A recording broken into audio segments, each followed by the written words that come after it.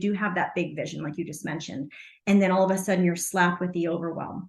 If you sit in it by yourself, it's going to feel very heavy and it's going to feel like very overwhelming in your mind. And then you get that paralysis analysis. But when you work it out and you talk it out with women in your group or community or mastermind, or maybe you have a girl group that you chat with, you get to talk it out. And then you get to have these women interject, like, just focus on these two things. Welcome, beautiful soul, to the Intuitively Connected podcast. I am your host, Rylee June. I am honored to be your intuition master coach and empowerment leader who has spent the past half a decade perfecting a method to walk you through deep cellular transformation so that you no longer need healers to help you thrive in your life. I have had the honor of supporting thousands of women across the world and watching them move through deep transformations, from finding themselves, ridding the limiting beliefs and hurt of their past, finding that deep soul intuitive connection that we all desire and seek, and having them walk away a more empowered and connected version of themselves, thriving in so many different ways. This podcast is here to bust down the new age deceptive, manipulative energy tactics that are often found in the spiritual industry. Share incredible guests transforming lives with specialized gifts and modalities to not only equip you with the knowledge of what to do, but to inspire you to take that action so that you can rise and thrive now and in your future too. From intuition, faith, mindset, emotional intelligence, physical care, and so much more, this weekly dropping podcast every Monday will give you the dose of knowledge you have been praying for. It's time to get you intuitively connected now. Are you ready? Let's dig in.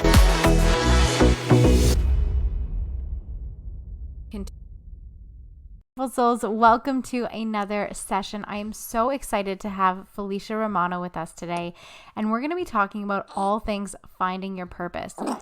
Oh, there's some baby burps in this episode. We might even have some poops, and my kids have some friends over in the basement running around screaming, so you might hear that as well. But thankfully, this intro is going to be super short, and I'm going to let it go right into the episode, unlike last week. One thing that I want to share with you about finding your purpose is that finding your purpose isn't this magical thing that all of a sudden you have this light bulb moment with and you just take off and hit the ground running. Finding your purpose is an evolution. It is a continual journey of doing things that you love in the act of service. I didn't know that a part of my purpose was going to be helping women find empowerment through intuition, connection, and healing online. I never knew that a part of my purpose was going to be hosting in-person retreats and workshops and network marketing experiences. I never knew that finding my purpose was going to lead me to having to make bold and scary decisions that involved me flying to San Diego with money that I didn't necessarily have, involved me investing in coaches that I didn't necessarily have at the time, investing in bringing on a website platform to be able to host all the things in one place. And in the beginning, figuring out a way to pay for that every month. I didn't know that finding my purpose wasn't just going to be this one action. It is a multitude of actions that you take consistently throughout finding the things that you love. And that doesn't always mean that your purpose is going to be something you monetize. Your purpose might be volunteering at a women's shelter. It might be traveling the world and rebuilding homes. It might be picking up garbage on a beach. Your purpose isn't this shining star that is always dangled above our heads like a carrot. And I think that's something that we can really bring into this before we turn it over to the interview about new age deception, is that it's constantly marketed to you that once you heal something, you will find your purpose. Once you do this one thing, you will find your purpose. But your purpose is a series of decisions. Your purpose is a series of actions. Your purpose is finding the joy in even exactly where you are right now in your life. Me having this newborn strapped to my chest 24/7, being a mom to my kids, being a wife to my husband, building the life that we build, supporting you beautiful people online. These are all different factors of my purpose. And I wouldn't have known that that was my purpose 10 years ago when I first met my stepdaughter. I wouldn't have known that was going to be my purpose 6 years ago, 3 years ago, and a month ago when I had all my children. I didn't know those factors were a part of my purpose. I assumed one day I would be a mom. That's societal expectation. And I think as a woman, that's such a powerful thing that we can do is bring in this next generation. And for those of you who struggle with fertility, like that, you can still be a mom to your nieces and your nephew, to your friends' children, through adoption, through, what's the other one? Through foster care, through in vitro, through just even going through the process and sharing with other women who are in your position that it's a waiting game. It's an experience you go through, and maybe you don't end up having kids, but you've tried for a really long time. That can equally be a part of your purpose. So it's about finding the joy and making peace with all of the experience and sharing that. And it doesn't necessarily have to be online either. It could be with a friend. It could be with a family member. It could be with someone that you share a conversation with in line for a couple moments at the grocery store. These are all moments that lead up to your purpose. But when it comes to those bigger things, like what am I meant to do in this life? You have to start doing the things that you feel called to do. I've been speaking with a few of you in the DMs, and one of you we were having this conversation about how you wanted to run a spiritual business and support women with intuition and healing and even mediumship and being able to even monetarily just bring in a little bit of something extra. Like you're not even looking to make some significant dent. Your goal isn't necessarily to retire your husband, but maybe you provide a little bit of extra cash for some bills or a savings plan or something to that degree. And that's your financial goal. But ultimately you have this deep passion to just know more about spirituality and turn around and support others with spirituality. And then it was followed up with, hopefully I can start that sooner rather than later. You can start that right now. You don't need a single dollar to start something that you love. Go on Facebook, go on Instagram, do the scary shit your pants thing and press go live and just start talking about it. You can start a Facebook group, which is also free, and you can just funnel people into saying, hey, come join me in my Facebook group where I talk more about this stuff, or we get to connect more about our stories of this, build a community. Even still, you're not monetizing, you're not selling anything, but you're creating an audience, you're creating a community, and eventually people will just start approaching you. Hey, how can I work with you? Hey, how can I learn this too? That's exactly how I started. I didn't start with hundreds of thousands of dollars in investments. I didn't start with even $100 in courses and products. I listened to podcasts. I went live on Instagram, never having done that before. Talked about my journey, talked about what I was learning, talked about what I was excited about, and funneled people into a Facebook group. And literally that was what I did. And eventually people started referring me. I started doing readings with cards that my husband had many, many years before I met him. So my cards were free, and just started doing readings online for free. And eventually people approached me and referred me. So whatever it is that you want to do, if you want to draw, if you want to make something, you want to design something, learn the skills and the tools of how to do it online. Learn the skills and the tools of how to market that, of how to sell that, of how to deliver that. And most importantly, have fun with it, because your purpose isn't something that's going to cause you a headache. Though sometimes the nitty-gritty details and the consistency of having to show up might. Doing the thing is what you're going to love. And if you're going into it already stressed out, it's probably not your purpose. If it's not something you need to just genuinely reframe, it's probably not something that you're supposed to be doing, because you're not excited about it. You're stressed out about it. How much fun is that? When I think about supporting women in containers, in one-on-one coaching, in programs, I am elated just thinking about how they're going to feel having the ability to see their own blocks, to learn tools that allow them to emotionally decompress and neutralize when a situation comes up, to be able to look at their past and know how to reframe it so that it's not this traumatic, overburdening experience, to think about even months after our containers, what they say when they message me, still applying the work, having even more breakthroughs, taking even bigger actions. With some clients, the actions during our containers was finding their voice and just starting to speak up with friends and family members that had abused them their whole life or emotionally manipulated them or spoke down to them. And then after our containers, some of their greatest results was finally telling that person off, finally setting those boundaries, and not only just setting them, but upholding themselves to it, honoring those boundaries that they set, showing up for them, right? So in finding your purpose, it has to be something that you love to do, because if you don't love to do it, it's not something that you're going to be able to sustain. I've built this business over 5 years because I genuinely love supporting people. Something that I didn't know I loved to do even 10 years ago. I didn't know that I would love creating and building and designing and putting programs together, and that even in that it would lead me to the Bible and scripture, and then a part of my purpose would be sharing that message, right? So I'm going to leave you with this because the kids are coming up. You have to love what you want, what you do, and what you want to do. And most importantly, you have to be willing to take action on it and go with the ebbs and flows of all the different directions that it takes you into. All right, I'm going to turn it over to the interview.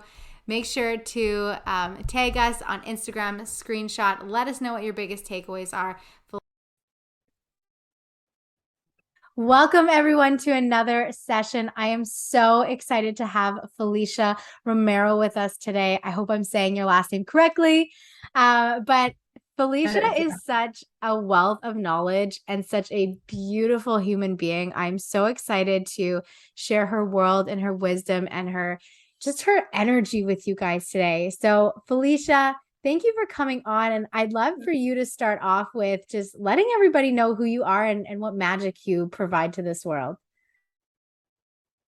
Thank you. Thank you so much. And by the way, for the audience that may not know, I mean, you were on my podcast, and the women what you shared and just the women that really connected with your message is so powerful. So you are doing an amazing thing in this world, such great impact. But thank you so much. I'm so excited to be here. But yeah, you're right. There's just like these levels in your life where there's this vast amount of knowledge that's built through the years, whether it's, the road of when I was in college or the road of when I was competing or starting up my gym. So I kind of look at my life as these different chapters in my life, and it's allowed me to pivot and evolve. But yeah, I started in the wellness fitness space. I got my master's in exercise and wellness from Arizona State. I played softball at Arizona State. So I've always been in sort of that athletic place. And I remember in college, it was this like pivotal moment, and it sort of set me up for different decisions that I had to make through my life. And it really was like following my heart. And I was studying law, got my bachelor's in political science, took my LSAT for law school. I mean, I went as far as even being an intern at the House of Representatives. Like I was like in it. And it was this turning point that I knew that I wasn't making the decision to go to law school based on my own decision. It wasn't based on what I wanted. It was based on what my family, specifically my mom, wanted. And I remember sitting down, trying to write the essay for law school, to try to get in. And I was like, this isn't what I want to do. And it was that pivotal moment. And I didn't know what was going to happen. I didn't know what was going to unfold, but I'm a firm believer that one tiny action step can lead you down a path that creates this momentum that then creates opportunity. And, taking that first step, it may not be the end all be all to the destination, but it's getting you closer to wherever you need to go. So that's really been the catalyst for most of my life. And decided to, pursue fitness. And I knew that my natural gifts were a coach. It's something that I've always loved to do. And it's something that just came naturally to me. open up my first gym in my early 20s. And from my early 20s all the way up to 35, I owned 3 gyms, selling my last gym in 2017. Again, I look back at those times and I think my naivete got me through a lot of it. Just like I was always, and this has always been me, I've always been so attached to the big vision, and so the how never really got me down. The how never really stopped me. I just sort of figured it out. And again, when you're putting that energy out, like, oh, I really want to do, like, you'd be surprised the way the universe responds to you, right? And so that has really been the last, 20 years of my entrepreneurship. Wow, what an incredible story and such an adventure. I think the thing that a lot of people really struggle with is that willingness to go on the adventure, because we have these set goals in mind or achievements in mind or directions in mind, whether it be family-based influence or it be self-influenced or whatever the case, Instagram influence these days. But then we forget that there's a whole adventure that we go on to go through these experiences. And I love what you said about how it's not always these like multiple steps that we take. It's those pivotal decisions that we make in a moment that really change the trajectory for our lives. And so I'd love to know from you, when it came to going from law school, which sounds like it was a big pressure that was weighed on you. You spent the time doing it, which is not a short amount of time, the money to invest in it. There's that aspect of your family having that expectation over you. If you can recall, what was kind of like the thoughts or the experience that you were moving through when you decided to make a change for the betterment of you versus the direction that your mom specifically was really enforcing, and I'm sure in a loving way, but enforcing for you to go through? Yeah. Oh my goodness. Like I remember it like it was yesterday. And it wasn't even, and so I was so excited for the adventure. I didn't know what it was going to bring. I just knew I needed to help people. I needed to train people. And I first started out of my house. But I remember when I told my mom, and that was probably the scariest thing, is because your mom, like especially my mom, and I come from a Mexican background, and she was very strict with me. I was the firstborn, and I was the first to graduate in my family with any sort of degree. So I was sort of setting the bar for all of my future generations of cousins and things like that. So, and also in her head, nothing against her. I mean, this is and subconsciously what she believes, but she thought that I needed to be in some sort of profession, like a lawyer or a doctor or something like that, in order to be looked at as successful, right? Like she didn't understand that there are other ways. She was that work hard mentality. It's going to take a lot of suffering and a lot of this to get to where you need to be. And so nothing against that, but that was just in her mind. And so like, I knew that there was something different for me. And honestly, it was that moment of like, I don't see myself years from now doing this thing. And I think what really opened my eyes to it is I was an intern at a law office, and to see the amount of work that they had to do 40, 50, 60 hours a week, and the loans, the student debt, like all the things, it wasn't a driving force for me. The title of being a lawyer or the whatever the aspiration of it wasn't the driver for me. But the driver for me was, gosh, I want to be happy at the end of the day. And it's so crazy to like think back at that time. I was so young and was, 19, 20 years old, to know that I just wanted to do something that brought me joy. Like, because I talk about it now, right? And don't get me wrong, throughout the years, I've lost my way here and there, always to come back to, okay, like, there has to be some sort of joy in what we do and an enjoyment in what we're doing in life in order for us to be happy and content and all the things. So that was a tough moment, but I truly remember it like yesterday. And I remember sitting down with her. I was like, Mom, this is not what I want to do. And surprisingly, she was very understanding. She didn't understand like what I was going to do. Obviously, as a parent, you want your child to be safe. But I'm like, Mom, I felt safer going out on my own and creating my future versus going and being hundreds of thousands of dollars in debt and just following this path that was pretty predictable, right? You're an associate for 5-6 years until you like move up the ranks, and then you start to make more income. And then it was a very predictable life for me. And so I wanted something different. I love that. And even in that, it's like, I find what's so fascinating about kind of like these newer generations is that we come from these very harsh isn't the best word, but it's the first one that's coming to my mind. But these like harsh mindsets of like, you have to struggle to achieve great things. The rich get richer, the poor get poorer, or like you got to come up with something wildly, insanely incredible for you to really Mhm. make it in this world. Otherwise, you just kind of put your head down, you work hard, and you just kind of get what you get at the end of the day. And hopefully, that's something greater than what our parents were able to experience or grandparents were able to experience. And then here comes along these new generations, which even like for me, like I'm in my early 30s Mhm. and I didn't have as much access to things like the internet or YouTube and stuff like that up until like really probably 5, 6 years ago. Like I started to like look and oh, what's this? Like I had MSN Messenger growing up or like I Nexopia. had AOL. I had AOL. I didn't have my first cell phone until I was like 21. I grew up in the pager era. I I'm engaged to my high school sweetheart. We were together. He was my first love, first everything, and we reconnected after 17 years. And we talk about this sometimes. We're like, oh my gosh, do you remember when you used to page me?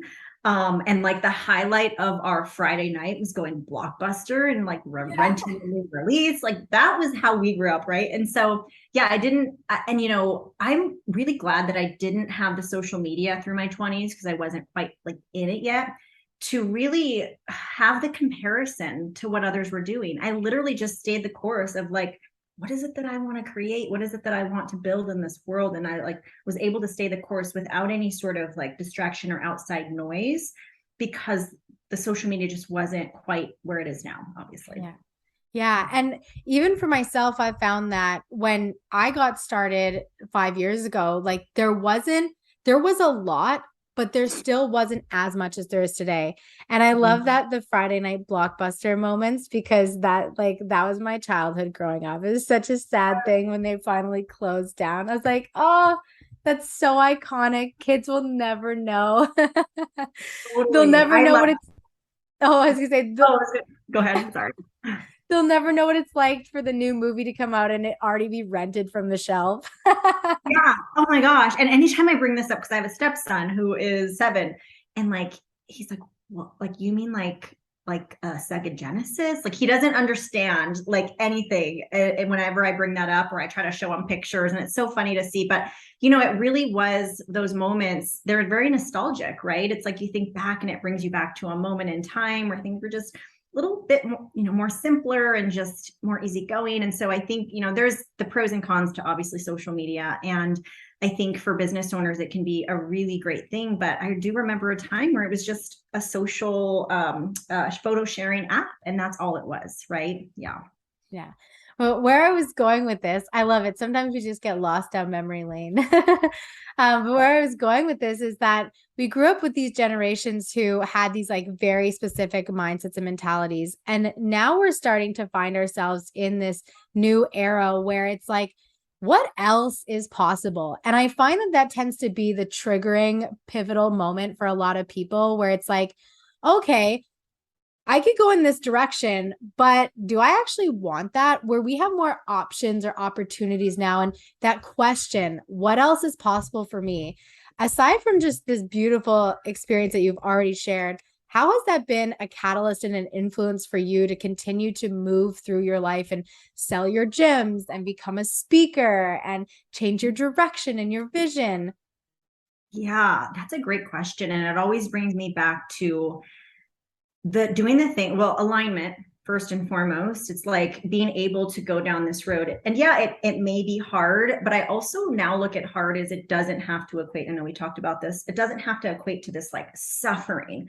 Like hard can actually just God, like this feeling of overcome and being committed to the process and like building something great. But for me, it's always coming back to alignment. And especially for me, the last 5 years, what lights me up?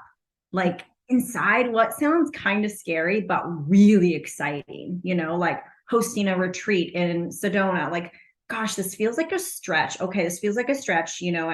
Obviously the masculine tendency, how many women do we need? What is the overhead? Like, what is my cost? Yes, we have to get a certain amount of people there, but then also the feminine alignment side is like, oh my gosh, we get to connect with all of these women and share these beautiful experiences with them, and they get to have this amazing transformation. So I always, like, for me, especially these last 5 to 6 years, as I started really creating from a place of alignment, it really goes into like, what does it feel in my body, and what does this feel? And I get really excited. And I know when I'm really excited about something and I really want to give it my all, I find myself even thinking about it or working on it when I'm driving or when I'm about to go to bed. I know we were just talking about this before we jumped on, like when I'm about to go to bed, all of a sudden I'm getting these ideas. And that's when I know I'm really interested in something, but I also am really like, I'm really like attached to the outcome of how this is going to feel, and how are the women that are going to be going to the event or experiencing this offer going to feel as well. So that's sort of, I guess, for me, my catalyst. I love that. You said something really interesting that sparked a question. I'd love to hear your thoughts on this. And it's how would you define the difference between taking a step towards alignment because of the bigger vision, because of the feeling, because of the experience, and having a vision, but feeling so overwhelmed by it? So what came to mind was, I was thinking about how there's often times when we take steps in a certain direction that we know is going to be so incredible, but then we equally get slapped with the, how am I going to do this? And then we get into the nitty gritty of it. So I'd love to hear your thoughts on that. I love this question so much because I don't feel, the may surprise you, and I don't feel like enough women do this, but it is the power of the women around you, right? It's your circle. It's whether you're in a mastermind, whether it's your friend group, whether it's women you're surrounded by that are doing more than you. I'll give you an example. I went to an event last week, a couple weeks ago, and I was in the audience, so I was attending, and one of the gals who also attended, she got to be on the panel, and she's actually a woman that's in a mastermind that I host. So she's a private client of mine. She's also in the mastermind. And after the event, I was like, hey, her name's Clarita. How did you feel up there? Like, you did so great. You got to be on the panel and share your experience. And she's like, oh my gosh, I was so nervous, but I'm so glad I overcame it. And she shared something that was so like just very potent, and it had me thinking, that actually just allowed me to think about it for this moment, is, being up there with all these women, like a Lori Harder, who's like launching this huge thing, she was a speaker, Jasmine Starr, who was up there speaking, and all of these amazing women who are doing big things. And she's like, Felicia, I just realized that I'm dreaming too small. And seeing the women up there gave me permission to dream bigger. And so that really got me thinking. To take things on to either prove a point, whether that's ancestral, whether that's generational, whether that's a societal thing. We want to be able to like show people, hey, I can do this too. But it is never in anyone who has ever done anything great in their life that they have been able to get there because they truly did it themselves. Even the whole concept of like a self-made millionaire. They're not there because they actually did everything themselves. They have a team, they have a community, they have other people who helped them, whether it was advice, YouTube, podcast episodes, like people, friendships. And they also go through the same challenges, like having to change their mindset and speak to themselves in new ways and find emotional intelligence and trust in themselves and intuition. And for you, you have done so many incredible things already. And I loved what you said about sharing your clients' takeaway was where she was dreaming too small, because I feel like there becomes these points where we hit these, I call them thresholds of limitation. And we have that same realization, no matter where you're at in your journey of your goals. It's like, oh, I'm actually underselling myself or undervaluing or dreaming too small. And I'd love for you to share what following your intuition through those realizations and then your next steps forward has been for you, whether it's a specific moment or it was a transition. Yeah, that's a great question. I wanted to touch upon a little bit. I wanted to add to what we just mentioned about community. I also want to mention to the audience listening, in sharing that big idea. And it's usually you want to share that big idea with women or people that are going where you're going, right? Because sometimes if we share that idea with, very often the times it's maybe a family member that will project their fears onto us, right? So you want to be careful too on like, who is that group that you're sharing with? And are those women going where you're going? Because there are a lot of people who won't support your big idea or support the big thing until it's popular to support you, right? Until you've actually like proven the thing you just mentioned. So I also wanted to like touch upon that, because you have to also be careful who you speak to, because those projections may be projected onto you, and we don't want any of that. So the intuition. Okay. So intuition, how my intuition has guided me. There were many years, Rylee, where I didn't listen to my intuition. And let me speak on that for a little bit, because when I wasn't listening to my gut and I was out of alignment, I felt it. It led to burnout. It led to bad relationships, even though all of the red flags were there. And I didn't trust that deep down inside, as you probably talked about a lot on this podcast, that like feeling, that nudge, that thing you get in your belly that you just know that this may not be right. And it was usually those years when I didn't lead by my intuition or my gut, and I was doing things based on what I wanted others to perceive my life as, or the people pleasing. And I realized, I think you have to go through the dark in order to experience the light. We have to have the duality. So all of that, going through that, especially in my 20s, as I was like selling, moving on from relationships, or getting burned in business as well, I think you're going to keep repeating the same cycle if you don't internally heal. And I know for me, I had to go through my healing times in my life, whether it be through counseling and different modalities that I've been able to discover, to really heal my own self, whether it be inner child, abandonment, the things that I had surrounding my body. And once I started to get better internally, I started working on myself. I noticed that the things and the people that were then attracted to me were healthier, were better for me, right? And it's all started with me. I wasn't seeking any sort of outside validation. I wasn't jumping to the next thing. It was like I had to work on myself first in order for me to attract, for instance, Keith back in my life, which was my fiance. Like if he would have came back in my life 5 years earlier, I wouldn't have been ready for him.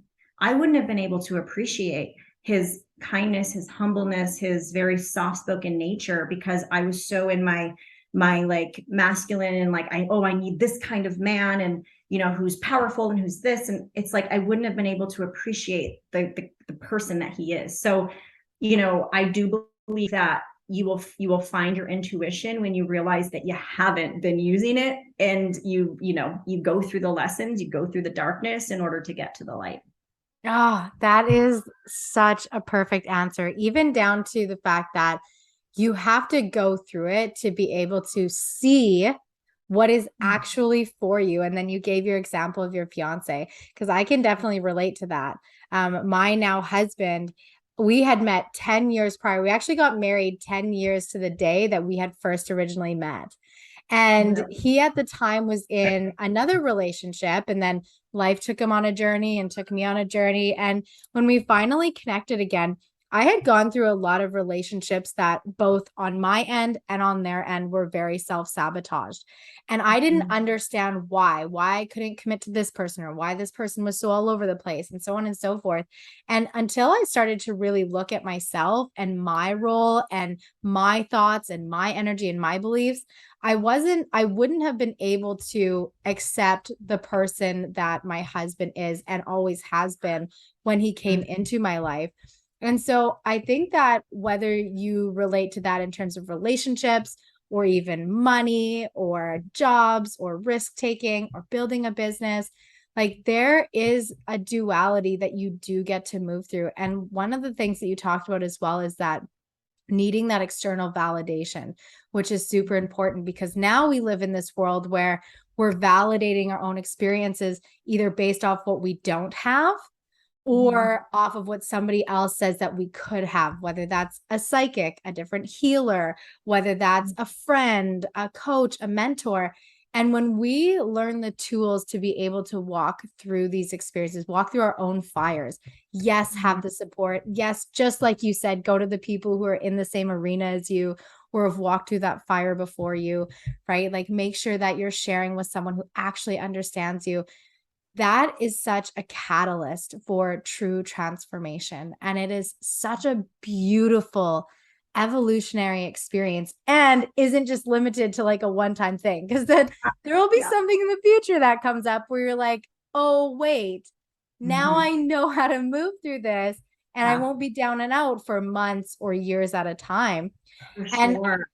I'd love to end with this question with you. And it is, what is one thing that you are so proud of yourself for moving through or overcoming or like showing up persistently or consistently with that got you to where you are today?